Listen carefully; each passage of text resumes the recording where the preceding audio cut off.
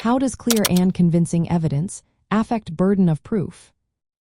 Have you ever wondered how the level of proof required in court can change the outcome of a case? Let's take a closer look at the concept of clear and convincing evidence and its role in the burden of proof. In legal proceedings, the burden of proof is the responsibility of a party to prove their claims to a certain standard. When we talk about clear and convincing evidence, we are referring to a medium-level burden of proof.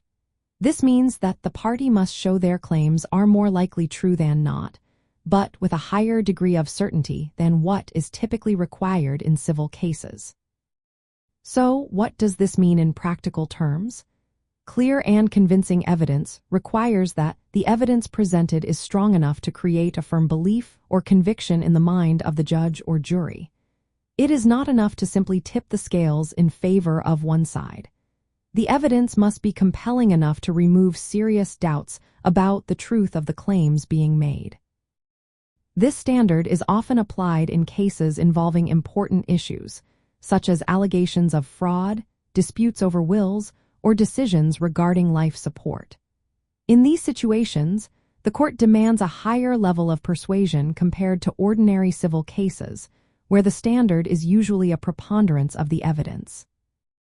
When clear and convincing evidence is required, the party with the burden must present evidence that is highly and substantially more likely to be true than untrue. The fact finder, whether it is a judge or jury, cannot base their decision on mere probabilities or doubts. They must reach a firm and abiding belief in the truth of the claim.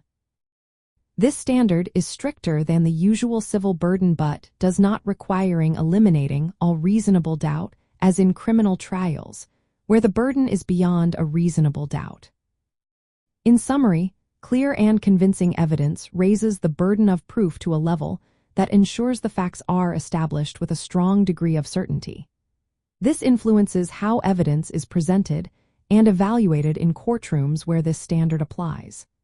Understanding this concept can help you grasp the dynamics of legal argumentation and the importance of persuasive evidence in achieving a favorable outcome.